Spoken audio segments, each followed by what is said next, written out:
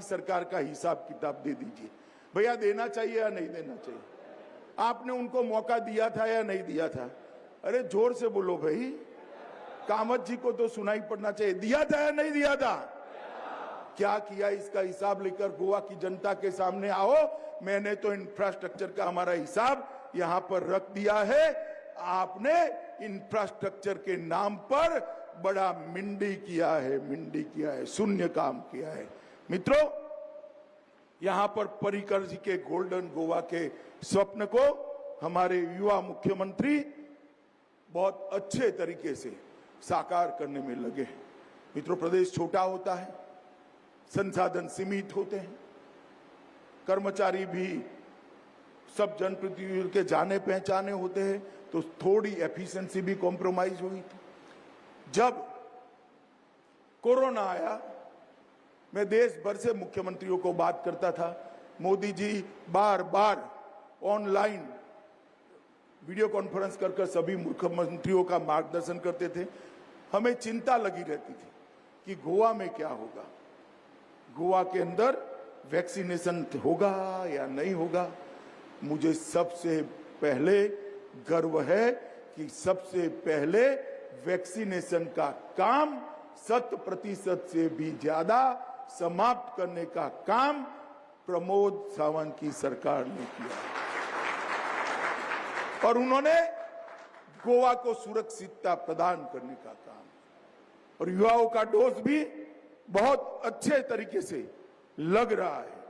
विद्यार्थियों की tuition fee में तकनीकी शिक्षा संस्थाओं में 50% की कमी करी है, जिससे टेक्निकल एजुकेशन में मध्यम वर्ग के युवा भी पढ़ पाए। विद्यार्थी और शिक्षक स्टूडेंट टीचर रेशियो देश में गोवा दूसरे नंबर है। मित्रों, दूसरे नंबर है। इसका मतलब है एक की टीचर की जगह खाली नहीं रखी। मोदी जी स्टार्टअप की जो पॉलिसी लेकर आए, वो पॉलिसी को सबसे अच्छे तरीके से नीचे ले जाने वाले राज्यों में अपना गोवा है। देश भर में स्टार्टअप जो बन रहे हैं, इसको आबादी के अनुपात में गोवा आगे है। मित्रों, 2025 तक स्टार्टअप के लिए मैं साफ देख रहा हूं कि स्टार्टअप के लिए 500 से ज्यादा इनोवेटिव स्टार्टअप होने जा रहे हैं। 2025 के पहले यहां से शायद कोई बहुत बड़ा स्टार्टअप दुनिया में भी अपना नाम रोशन करेगा, इसकी मुझे पूरा भरोसा है। युवा प्रोफेशनल को प्रोत्साहित करने के लिए मुख्यमंत्री रोजगार योजना और युवा इंजीनियर को 10 लाख रुपए तक के सरकारी ठेके देने की योजना और विश्व स्तरीय पोत निर्माण इकोसिस्टम के लिए एक 49 इंडस्ट्री मैंने जो आगे बताए, उसका एक संघ बनाकर हम आगे। मित्रों, जो अभी किराना में और मुजफ्फरनगर में कुछ जगह दिखाई दे रही है ना, ये सब शांत हो जाएगी इसके बाद, क्योंकि गर्मी कैसे शांत होगी, ये तो मैं मई और जून में भी इसको बहुत शिमला बना देता हूं। और इसलिए भाइयों बहनों, आज आपके बीच में मैं अपील करने के लिए आया हूं। ये 12 लेन का हाईवे मेरठ और दिल्ली के बीच जोड़ने का ये हाईवे, ये डबल इंजन की सरकार दे रही है। और यही नहीं, हापुड़ के वासियों को हापुड़ का पापड़ अगर हमें कभी प्रयागराज में बेचना हो, तो मात्र 6 घंटे में इस दूरी को तय करने के लिए गंगा एक्सप्रेस जो बना रहे हैं हम लोग। सुबह निकले यहां से 6 बजे, यहां से निकले, मध्याह्न में 12 बजे प्रयागराज संगम में स्नान किया और फिर वहां से 2 बजे चले, रात्रि को 8 बजे अपने घर में हापुड़ में। ये डबल इंजन की सरकार का लाभ है। ओलंपिक में भी हमारे युवा पदक प्राप्त करेंगे। स्पोर्ट्स यूनिवर्सिटी यही मेरठ पे हम लोग दे रहे हैं।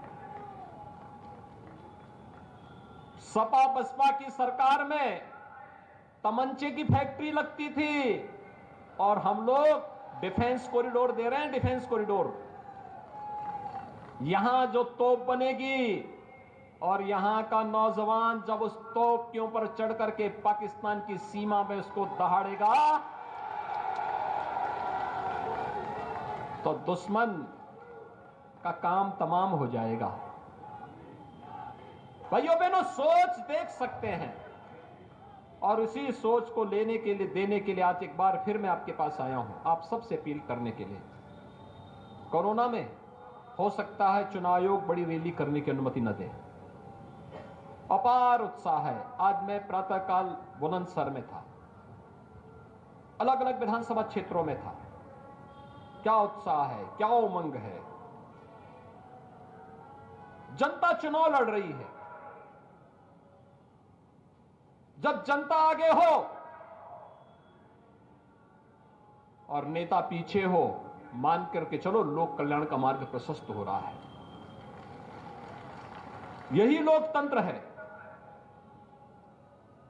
जनता उत्साह के साथ है, एक ही संकल्प है, डबल इंजन की सरकार आनी ही चाहिए, भारतीय जनता पार्टी नेतृत्व की सरकार आनी ही चाहिए।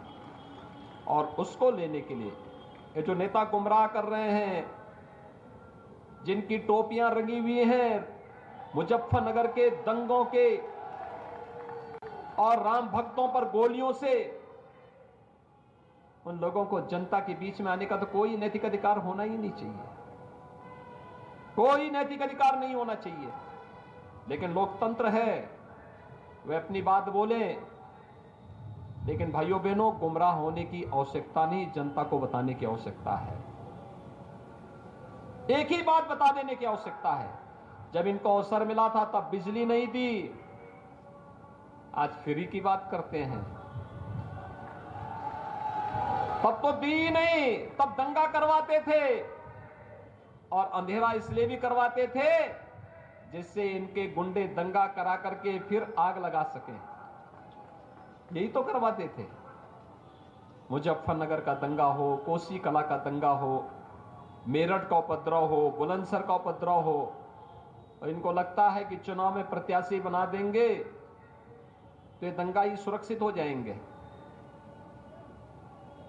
अगर प्रदेश की जनता जनार्दन की सुरक्षा के साथ किसी ने खिलवाड़ किया तो ये वो भी जानता है कि डबल इंजन की सरकार इसको भी स्वीकार नहीं करेगी। और भाइयों बहनों, आज आप सबको यही आश्वस्त करने के लिए मैं आया हूं, कोरोना के प्रोटोकॉल का हम पालन करेंगे। तो प्रचंड प्रचार लगातार जारी है। कोशिश यही है कि सत्ता की चाबी एक बार फिर से हाथ में आए और इसी के लिए जनता का विश्वास जीतने के लिए बीजेपी के दिग्गज, बड़े चेहरे, जनप्रतिनिधि, खुद सीएम योगी आदित्यनाथ, खुद केंद्रीय गृह मंत्री अमित शाह, बीजेपी के राष्ट्रीय अध्यक्ष जेपी नड्डा, राजनाथ सिंह, सब चुनावी मैदान में उतरे हुए हैं। ये दो तस्वीर इस वक्त आपके सामने मौजूद हैं। किस तरह से प्रचंड प्रचार लगातार जारी है। हम अगर योजना भी भेजेंगे तो राहुल बाबा उनको योजनाओं का अमल नहीं करने देंगे। उनको डर लगेगा कि मोदी जी लोकप्रिय हो जाएंगे, रहने दो, रहने दो, रहने दो। उनको गोवा के विकास की नहीं पड़ी, उनको मोदी फोबिया हो गया। बैठते, उठते, सोते, जागते मोदी मोदी मोदी मोदी। अच्छा ही है राहुल बाबा, आप मोदी मोदी कर रहे हैं। इनका ट्वीट देखें, एक भी सकारात्मक ट्वीट आपको दिखाई नहीं पड़े, एक भी सकारात्मक।